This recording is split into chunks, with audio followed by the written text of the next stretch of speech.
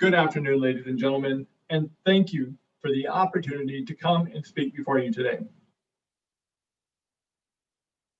I want to share with you a journey that I want us to take together.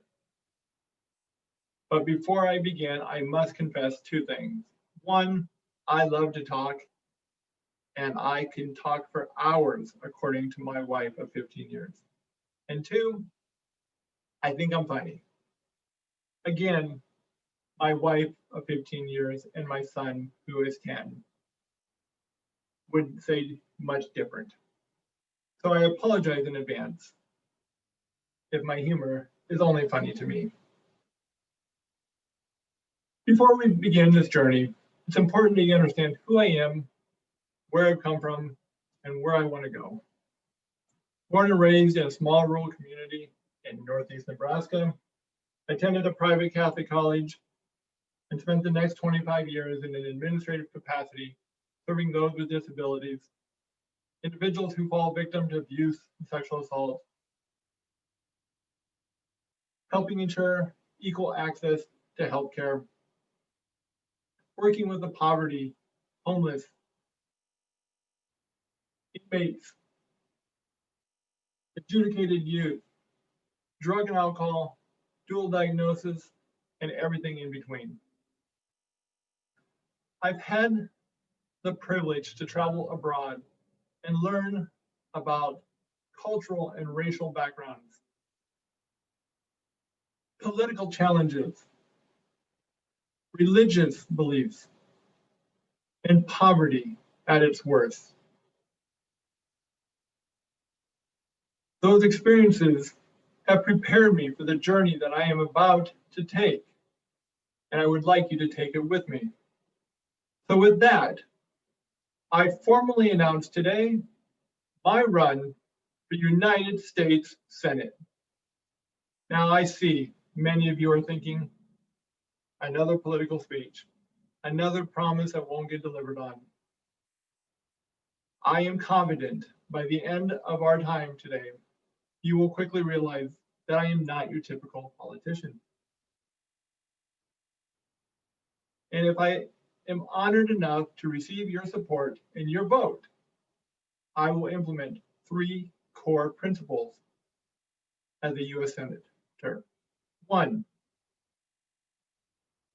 I will do away with unlimited terms. No more having a Washington politician serving 20, 30, 40 years. We appreciate their service, but it's time we stop and listen. It's time we hear new views and beliefs. And with that being said, I will end that practice and I will work with all parties to ensure that we deliver on a 2-term process, just as we do with our current gubernatorial and presidential races. Number 2, something that has been challenging and advantageous for years, probably the last 12 years or more. Access to affordable healthcare. Many people work 1, 2, 3 jobs to be able to put food on the tables, a roof over their head, help their kids get an education, care for family members. But then the unthinkable, a major health crisis comes and it puts it all at risk. And you hear politicians come to you and promise you they're going to fix that problem as long as it doesn't affect them.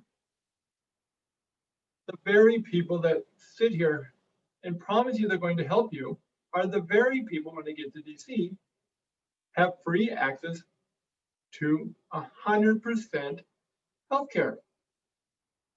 How can they help you if they don't understand those problems and challenges firsthand? So if elected, I would end that practice, which would mean for me as well. All Washington politicians would be required to seek and pay for their health insurance just like you and me and every other American. Number 3, which has gone on for centuries. and promises being delivered. We're going to reduce taxes. We're going to reduce unemployment. We're going to put people back to work. I can't deliver to that exact specific, but what I will tell you is this.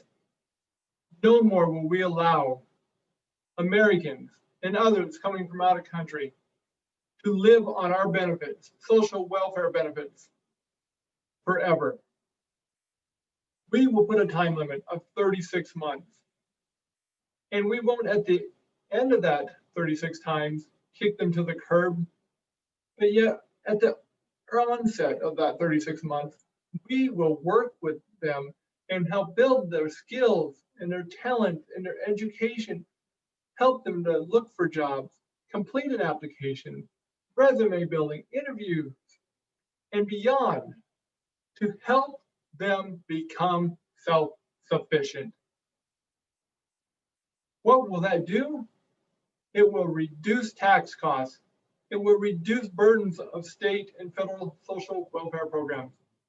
It will increase people's ability to work and decrease unemployment rate.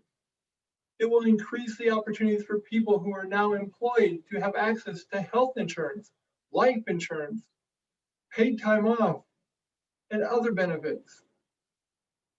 And it will fulfill the most important factor of all, the American dream, where we as individuals, man and woman, can raise our families with pride, invest in our community, and lead our country.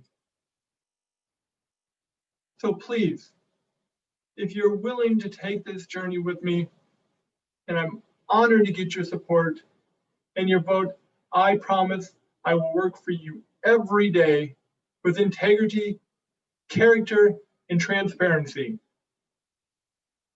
Please consider giving me your support and vote on November 2nd, 2022.